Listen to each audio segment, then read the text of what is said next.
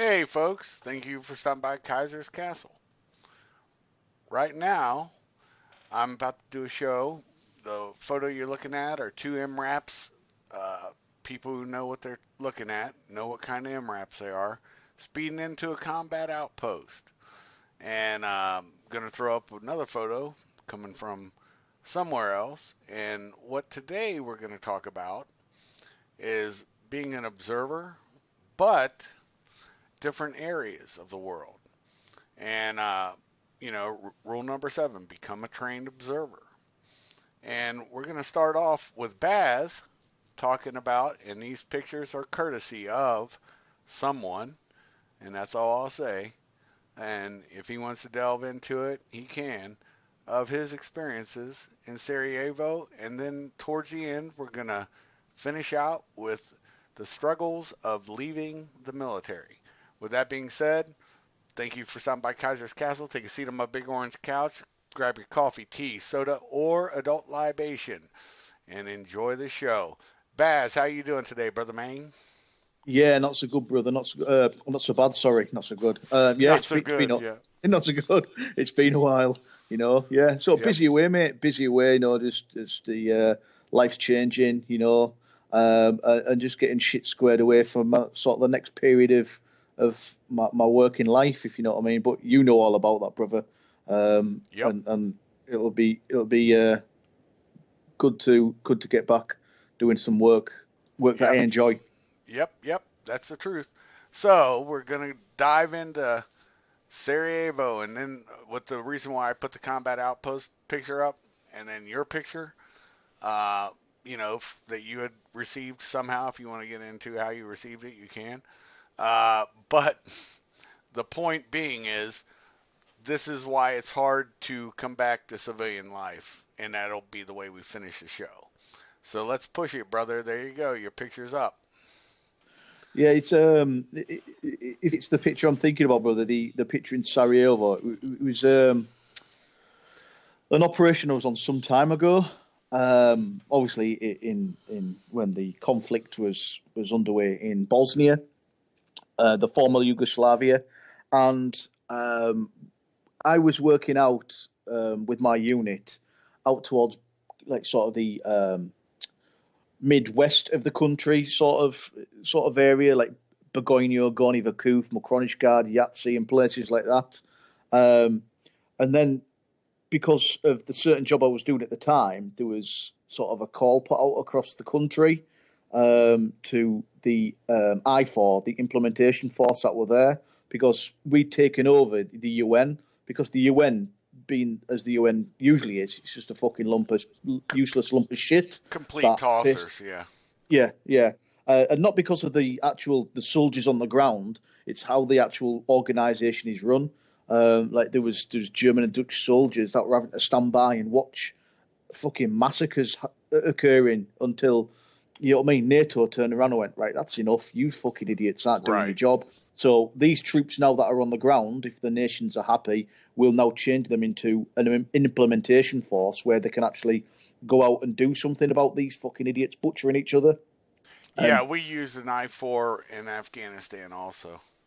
yeah, so it was along those lines. It was okay. We can actually put a magazine on our weapon systems now. You know what I mean, and actually do some good. And that's when my unit was taken over there to implement peace through force. Let's put it that way.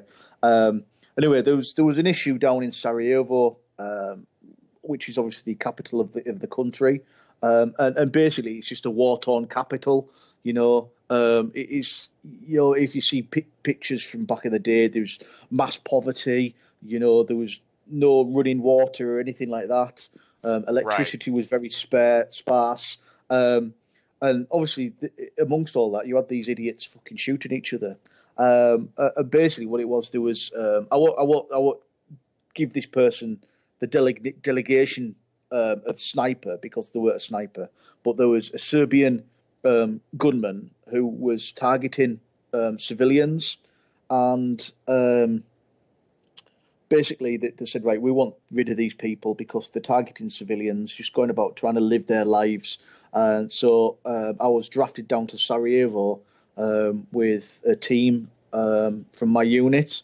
and we were working alongside a US unit, one of the specialized units that you guys have got. I won't go into like what unit it was, but basically we inserted into the city, roughly into the area where this lump of shit was operating, or these pieces of shit were operating, and they were tasked to eliminate this threat to the civilians. And it was quite a harrowing experience, to be honest, because as we sort of inserted into the city, um, the operation it didn't start very well from the off. We tried to insert at night using the cover of darkness, but because of and it wasn't the British or the Americans that had fucked it up. It was another one of the nations out there that was providing transport for me and my team to get out on the ground, and we didn't end up actually inserting until daylight. It just so happened that we were inserting in sort of like quite a desolate part of the city, so we were quite lucky. And obviously we had our ghillie suits on and things like that. That's funny you bring that up. On another show, I was on WPRPN.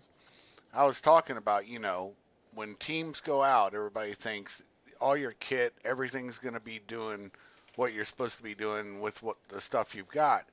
Well, you and I both know transport is one of the hardest things that, even though you're maybe scheduled for a flight, shit happens. Mechanical breakdowns, failures, and you might be on an entirely different bird than you thought you'd be going in on. Yeah, And yeah, that's common with all types of units. And so, especially a multinational force, that is very common. That all of a sudden you're going in on, like the old days back in the '80s. What the hell was a French fucking bird? Oh, that Hilo. I hated that piece of shit. I can't think of the name of it now, man. It just flew in my mind and went right out. It's the one that has the damn rotor cover on the tail. I can't believe I can't remember the damn name of that I know, bird. I know which one you mean. Just I don't know the name of it. You know which one I'm talking about, and Yeah, and of course the pilots are, they are what they are. yeah.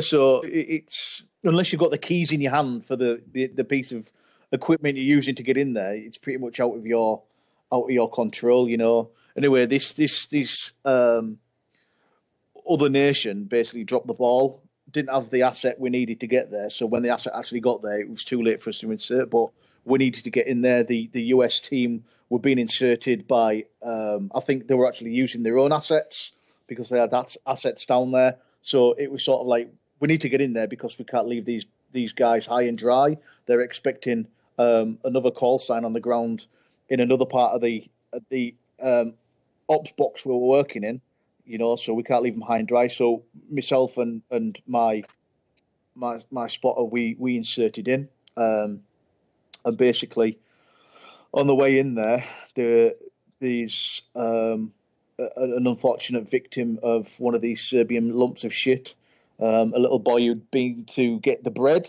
because the baker's there. They bake all night, and then they open up first thing in the morning at first light, and it's sort of first come first served. Who gets bread to feed the family? And this Right. this little boy, he was only about 9, 10, if that, had obviously been sent out by his family to go and get the loaf of bread. And obviously, being a small child, he can run quicker. He's smaller, and you know what I mean. And obviously, he got his bread from his family. And on the way back, this one of these lumps of shit had fucking shot him, and basically taken his head apart.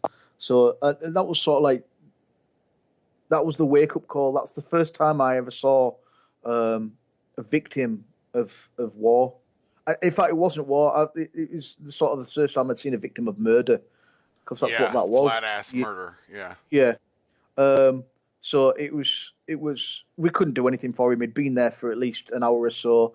You know, the bread was laid at his feet, and it was just I had to call it in. You know what I mean? But obviously we had to get to our FFP first, our final firing position first, and then call it in, and let them know. It was sort of a buy note, you know, and it's sad to say that his life was cheap as a buy note on our radio transmission, saying like we're in our Right. position, yada yada yada. Oh, by the way, you know what I mean? It was by the way, and so yeah, so carrying that operation out was a fucking pleasure, and it was a successful operation. That's what I'll say.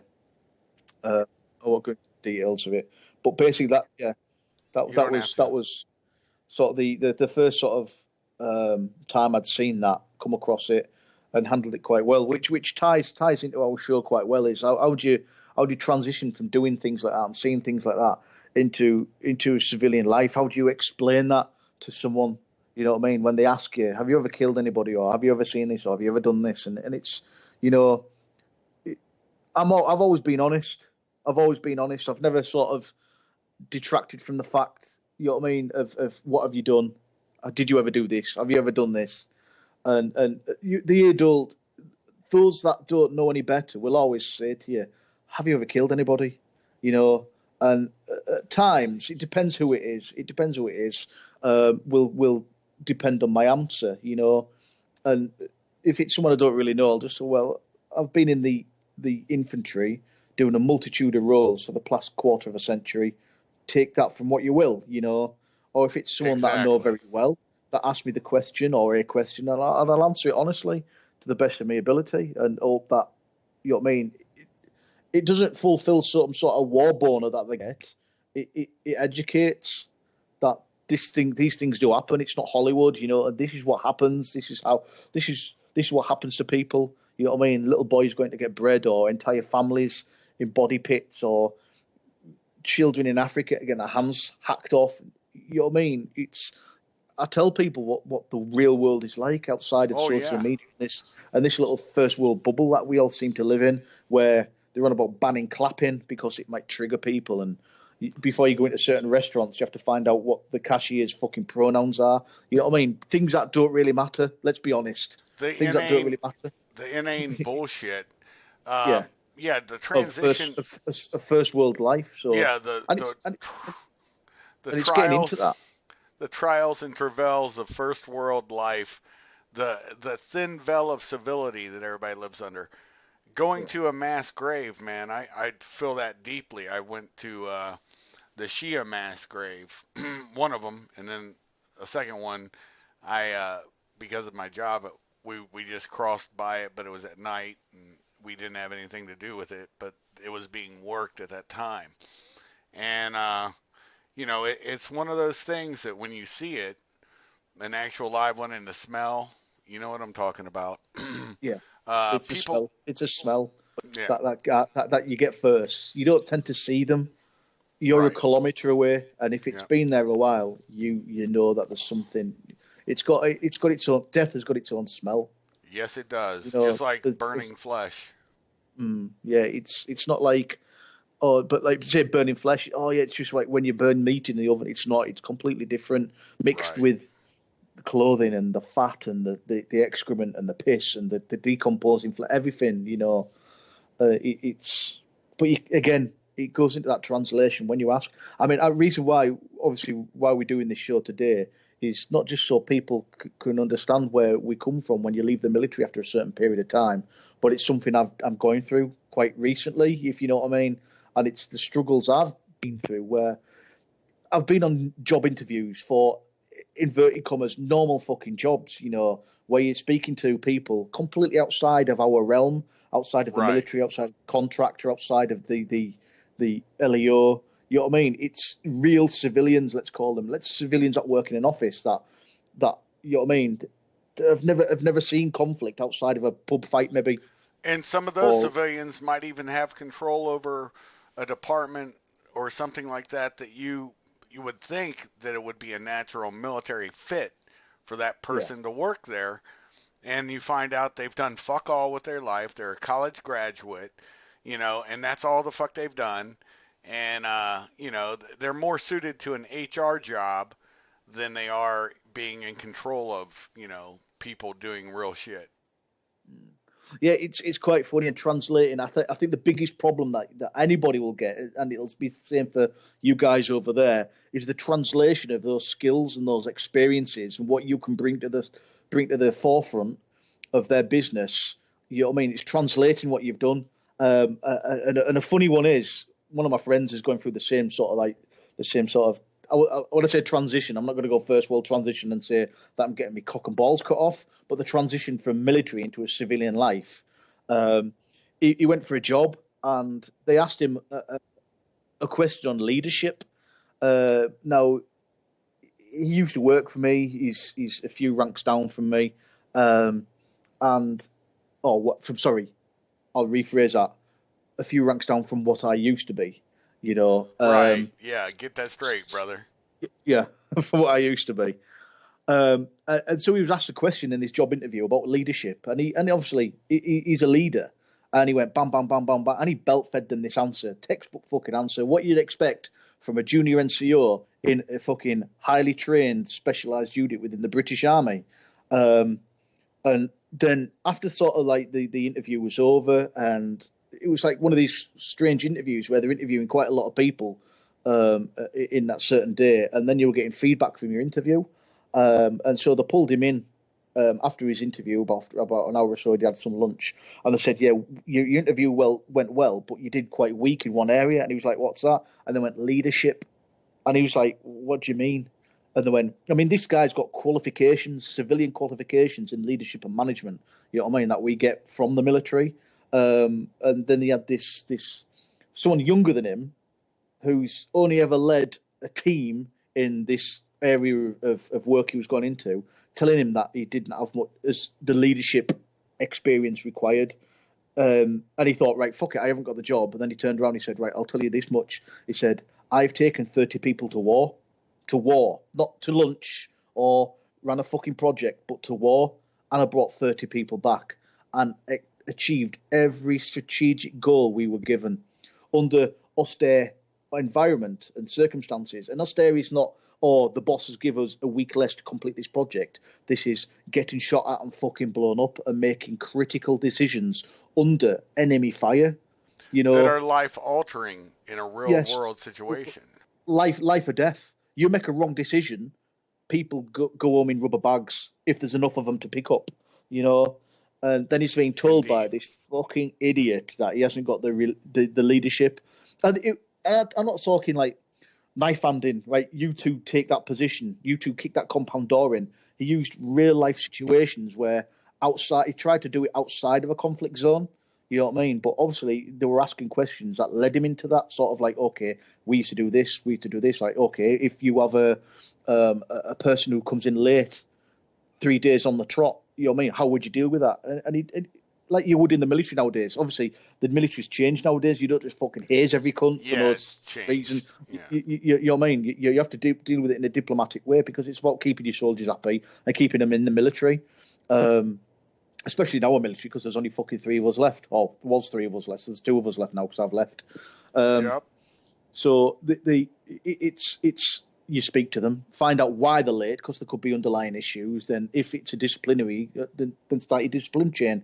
You know what I mean? And it's getting your head into that. And he was told that he didn't have that experience, so he gladly walked away from that interview thinking, "I'm glad I didn't get the job because there were being issues." But again, it goes into that transition period of like, how do you transition from? Let's be honest, and it can be quite a how we work or how we worked in the British Army, and it still does work this way. You do what's called your resettlement. So sort of a year. We have to give like a 12 months notice before we leave the military. We can't just say I want to get out and then you're out 2 months later. It's a 12-month notice. So you sign off on the 1st of January, you'll be actually a civilian the 1st of January a year later. But in that last year is what's called resettlement. And depending on how long you've done in the military is how long you get resettlement. You know, like gardening leave, time to do courses, a fee to do courses. Because obviously you got like the GI Bill out there. We don't have that over here, but we do get an educational grant. Um, Right. Yes, so it's in that year. It's like, okay, I'm getting out into the real world. You know what I mean? And when I say the real world, it's outside of because let's be honest. Yes, the first world is a bubble, but you want to see a bubble. You want to join the military as an 18-year-old That's a child, real or, fucking bubble. and then you stay in that bubble for 25 years. You know what I mean? And then you get out of that bubble and see how the world works. Because if you think you join the military like I did at 18 years old, you know, where you've got no experience of life, to be honest, because you've just been at college or school and you've had to have a part-time job. You join the military, and then you're dressed, you're told what to do, what time to get up. You know what I mean? Everything about your life in black and white is pretty simple. The military is a fucking simple creature. It's You know, it's like you got parents again. And yeah, like I joined at 17, of course I knew it all, and I found out I knew nothing. But see, that's the difference, and then you go through it and you're in it. I think I was in it a total of 15 years before I went into federal service. And when I went into federal service, that's still pretty much like you have mom and dad, right? yeah, Um, if you fuck up, discipline, blah blah blah blah blah. But it was funny when I went into contracting. That's now you got to remember. While I was in the National Guard, I was a union iron worker and worked a couple other jobs, before that. But the interesting point was that once I went into contracting, all that responsibility is now on you. Your logistics. I mean, the company may provide certain things, but usually what they provide is not actually what is needed. And even the government, if it's a government sourced contract, a U.S. government source, which is usually better than other sourced contracts, but not always. You have to look for those gems. And while you're looking for those gems, you also get burnt. And you have to realize when a fucking's coming. And then you handle it accordingly.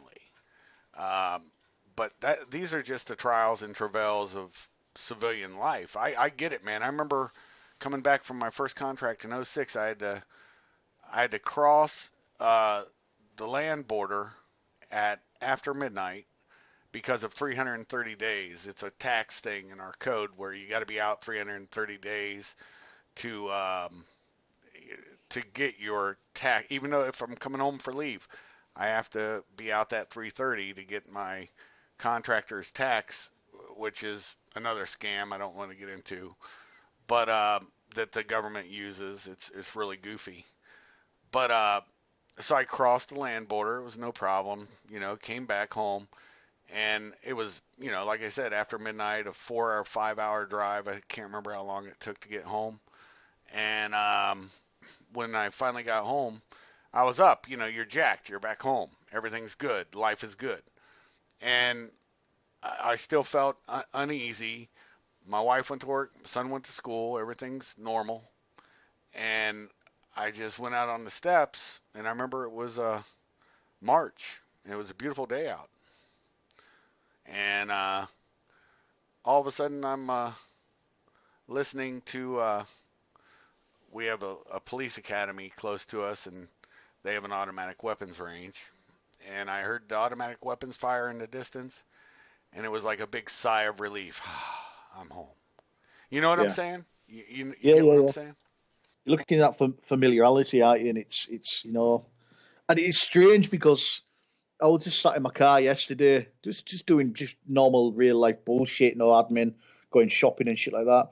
And there was a guy who crossed the road in front of me, and I could just tell that he was ex-military straight away because of the way he carried himself, the way he dressed, And I just thought, what I mean? There's another brother just fucking carrying on with normal daily life. Then it's like, I wonder what he's doing with his life. I wonder what struggles he's been through, what unity was and shit like that. And it's just that natural. I'm not alone. You know what I mean? There is others around here, and it is quite strong. That we've got a quite strong veteran community in the UK. You know what I mean? When it comes to veterans reaching out and speaking to each other and stuff like that, because that's one of the struggles when you get out. It's everything you know. Not so much being told what to do every day, because as you go up the ranks, no one's telling you what to do because you're expected to know what to do. But it's that expectation. You get, let's say, one morning you wake up, you're a soldier or a marine or a corpsman or an airman or a sailor. You know what I mean? Um, you get up and right, uniform on, I'm going to go and do my job, do my duty. And then the next day you're a civilian. You wake up and you go, my alarm didn't go off because I've got nothing to get up for. Then you get out of bed and you go, what the fuck am I doing today? You know, and that's the hard thing. I still fucking struggle. I would say struggle with, but it's just like, what do I need to do? No one's telling me what to do. I just need to live. You know what I mean? I just need to get on with my life. Then it's like, Yep. okay, I need to find some way to get money now because no one's going to give me money at the end of every month That's because right. the military's no longer mum and dad. You know, That's right. The so queen's paycheck is not going to shit twice a month. Yeah, Um, one of the things that's funny to me is I find, like how I did that. I found. Uh, I guess I just invented a new word, find and found. Per, found. yeah. But no, in all honesty, uh, going out for a few days, singularly hiking, camping, doing something like that, where you get Yeah, yourself back into nature, yeah, and where it's like I was asked by a brother, another brother. Um, he was like, "Well, what grounds you?" And we do have a good, especially I'm very fortunate here in where I'm located. Uh, there are people that have had my MOS that have worked around me. This is in the Guard, lots of them. Of course, it's a big police town where I live in. All my neighbors are cops, and I used to be a cop, so it's another good fit. And it is. We all self-regulate each other. If somebody's doing something, everybody knows, and everybody knows what they're doing. The houses are always watched by somebody. If somebody did something to one of my neighbor's house, we we would all be there, with them. And it's the same with all of us. We do know, and that's another thing in modernity is that we have lost touch. I mean, shit. I was telling you about a brother of mine offline. I'm not getting into his name, but I hadn't seen him since the Marine Corps. And yeah, one of the best tools I found is, the groups on different, sites. There's a really good site called Together We Serve, and that's out there. Uh, it's for veterans, and you can find your unit. You can find people, link up with them. I mean, it's a really good way to keep in contact. Uh, So, those things are good. I think England probably has like a Together We Serve too, probably. But yeah. But yeah. we're quite lucky over here, especially sort of like the way our regiments used to be formed, and they still are to a certain extent. Is we used to recruit from certain areas, like we found when we were working with like the US Marine Corps and stuff like that, where you were getting a guy from just in a fire team, a guy from Alaska, a guy from Texas, one from Florida, a guy from Hawaii, and then an Hispanic guy. You know what I mean? Where we didn't really have that in the British Army. Well, up until recently, we had guys from the same area. I was working with guys that lived two doors down from me. We were quite lucky that my regiment recruited from sort of a very, very small area.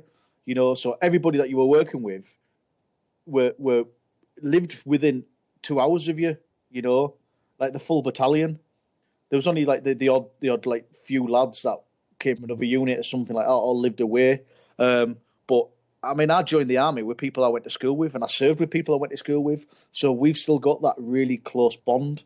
Even that we're now civilians. We've still got that close bond, Oh and I yeah. know that I might not speak to like one of my mates, Carl. I might not speak to Carl for maybe 9, 10 months, over a year, but I know when I see him next, it'll be like I saw him yesterday. We are lucky that we do have a very close bond. We don't drift apart as much as maybe some of you guys do over there because you're from such a larger nation. You know what I mean, and you come from all different parts of that. Where we were quite lucky in the British Army, we had sort of like local regiments, and we've always had them. And these still regiments still exist as a whole. When I say that, I'm talking about the infantry.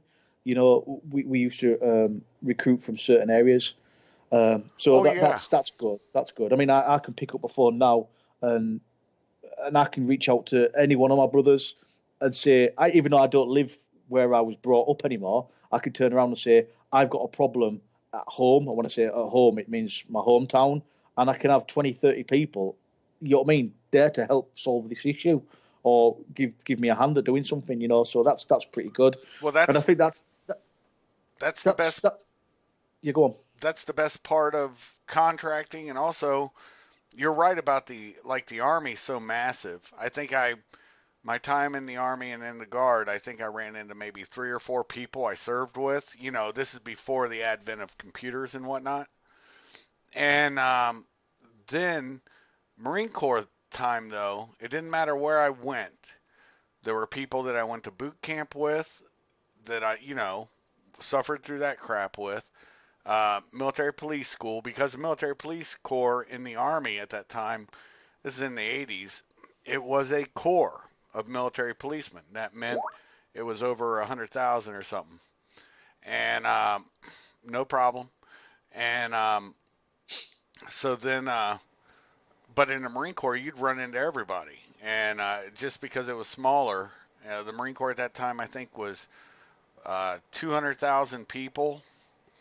And out of that, I think we had 1,500 Marine military policemen, and that was it. So Yeah. go on and wrap it up, brother. Yeah, so obviously because it's just a short show, and it's just the battles that you face once you leave a regimented institution like the military or law enforcement or something like that. And I think the main message is, I think it's always good to speak to people that you've served with or people that have served in the same job. But I think the important thing is it's a brotherhood and a sisterhood. You've seen things that 99% of the population have not seen, you know, and you've always got to be there for each other, no matter what sort of nation you're from. Like, you know that if you've got an issue, you could pick up the phone and speak to me. I know that I could do it to you, even though we're 1,000 miles apart. You know what I mean?